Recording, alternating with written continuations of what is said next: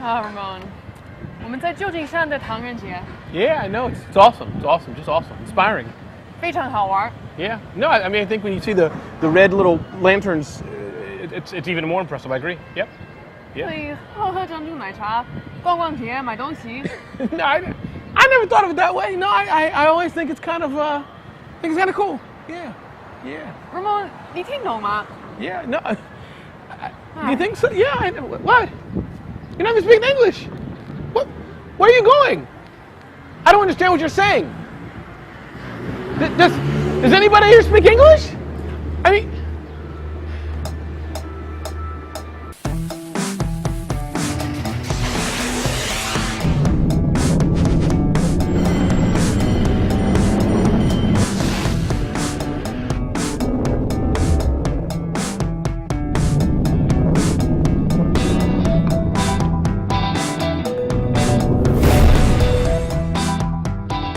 Welcome to the Ignition Show, a show by Infusionsoft where we answer one question for one small business owner to help you grow your business.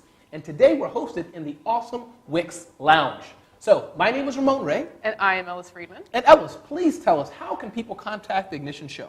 They can email us at blog@infusionsoft.com. Awesome. So, Ellis, tell us, what is our question of the day? Our question of the day is from Rob.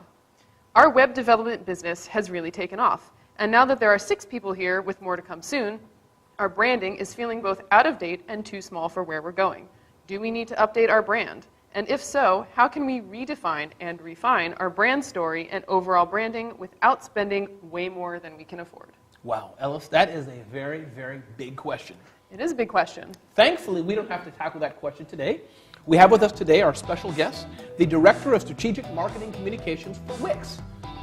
Eric Mason. Yes, that would be good to say who he is. Eric Mason. Eric, welcome to the show. Thanks for having me, you two. Great to be here. Thanks so much for being here. Where would you Thank start you. with Rob's question? Well, first of all, I think the first place I'd start is to say congratulations to Rob. I mean, congratulations on growing a business. He's obviously doing something right, I think, as businesses. We too often don't pat ourselves on the back when we've got that kind of growth. So that's awesome. Yes. That's the first thing I'd say. The second thing I'd say is that most people really don't understand what brand is. They think that brand is your logo or your website or maybe that fancy brochure that you put together.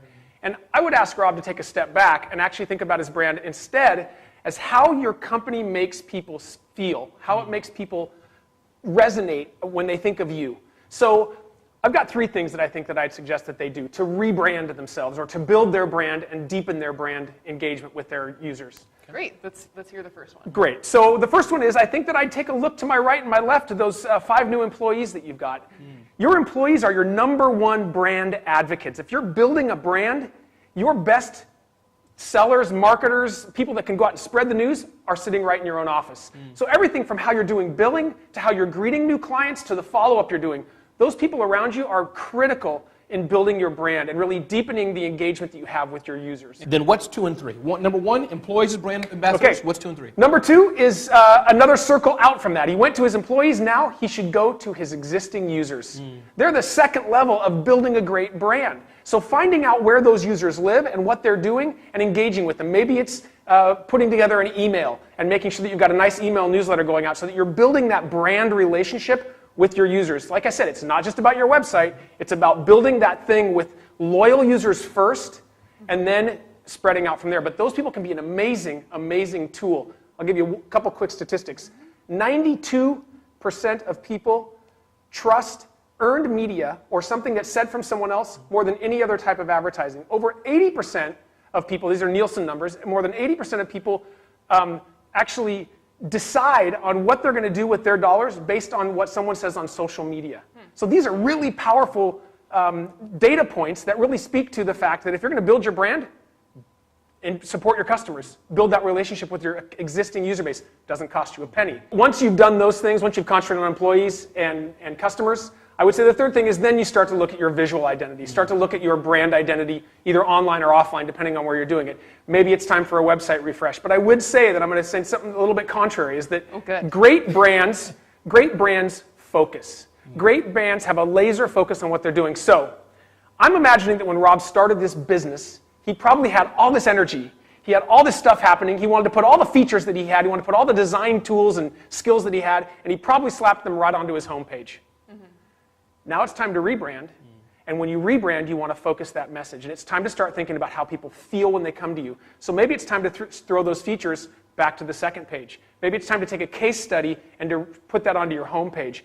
Get more visual, but focus down. It's not about completely redesigning your website. I think is actually a bad idea. What I would do first is start to test your website and by honing your messages and really streamlining your messages. Maybe you're on 5 social channels and only one of them's working. I dump my energy into the one that's working and expand that one.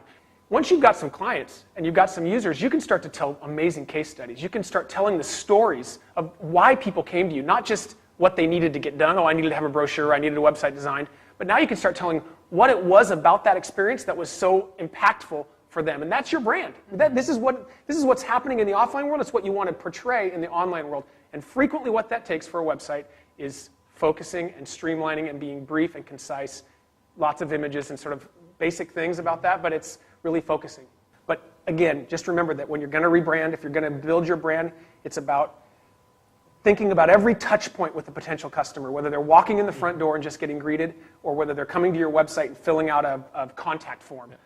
It's how a customer is engaging with your whatever that is your brand. And people often misunderstand that. Think, well, I need a new brand, so I got to get a new logo. I'm like, well, actually, that's not it. Your brand is something much deeper. Excellent. Eric, thank you so much for being here. My pleasure. I hope it was helpful. Very helpful. Very helpful. Thanks. Thanks for watching The Ignition Show. Again, where we answer one question from one small business owner to help you grow your business. So let's tell people again, how can they reach The Ignition Show? You can email us at blog@infusionsoft.com. Thanks so much for watching. I'm Ramon Ray.